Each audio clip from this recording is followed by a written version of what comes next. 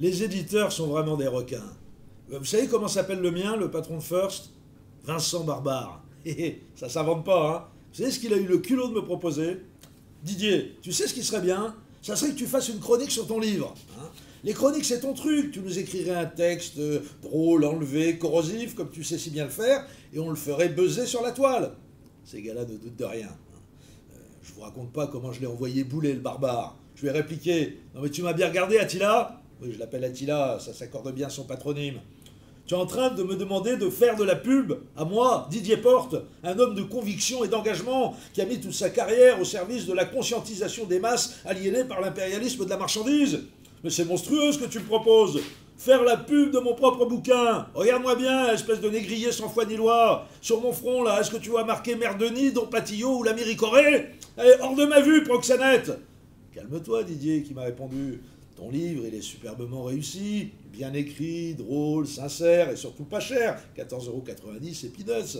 Et puis c'est un vrai document sur le microcosme médiatique, avec ses coups bas, ses faux derches, ses renvois d'ascenseur, le tout raconté de l'intérieur, par quelqu'un qui ne cherche à ménager personne. Ça n'a quasiment jamais été fait, il faut le faire connaître. Là, bien sûr, vous vous doutez bien que je l'ai très vite ramené sur Terre, l'Ostrogo de chez First. Non mais Vincent, bien sûr que le bouquin est passionnant, je suis le premier à le reconnaître. C'est vrai qu'on y découvre la vraie nature, pas très reluisante, de certaines vedettes médiatiques qui se révèlent carrément infréquentables, des méthodes journalistiques franchement dégueulasses, mais aussi des personnalités attachantes qui redorent le blason de la profession, alors qu'effectivement tout ça personne ne l'écrit jamais parce que dans notre métier il ne faut jamais insulter l'avenir. Effectivement, mais tu ne t'imagines quand même pas que c'est moi qui vais dire tout ça devant une caméra. La pudeur et la dignité, t'as entendu parler? Jamais je ne ferai la publicité de mon propre bouquin, aussi palpitant et surtout bon marché soit-il. C'est vrai que 14,90 €, c'est à la limite de la philanthropie. Vous croyez que ça l'aurait calmé, le Bernard Madoff de l'édition? Non, non, non, il en a remis une couche. Je sais bien, Didier, que tu t'intéresses pas à l'argent, moi c'est pareil. Mais ce qu'il faut que tu te dises, c'est que si Insupportable chronique d'un licenciement bien mérité fait un énorme carton, ça sera avant tout une baffe magistrale pour les horribles S et Val, les Thénardier de la radio publique, qui affichent avec tant de cynisme leur mépris pour les auditeurs de France Inter. Ce n'est pas le pognon qui compte, c'est le symbole. Et là, je dois avouer qu'il a marqué un point. C'est vrai ça.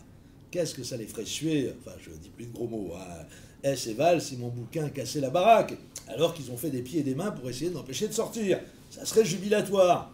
Mais les droits d'auteur, au-delà de 50 000 exemplaires, ça commence à chiffrer. Est-ce que je vais réussir à rester de gauche? À ce moment, mon éditeur m'a porté les stockades. Didier, j'ai trouvé la solution. Tu n'as qu'à t'engager à faire un don à une œuvre caritative. Et tu pourras conserver ton intégrité tout en infligeant une bonne correction à tes bourreaux. Que répondre à ça? Il a raison, c'est la bonne solution. Donc, vous achetez le bouquin pour emmerder S et Val, et moi, je redistribue mes droits d'auteur. Et je le fais tout de suite.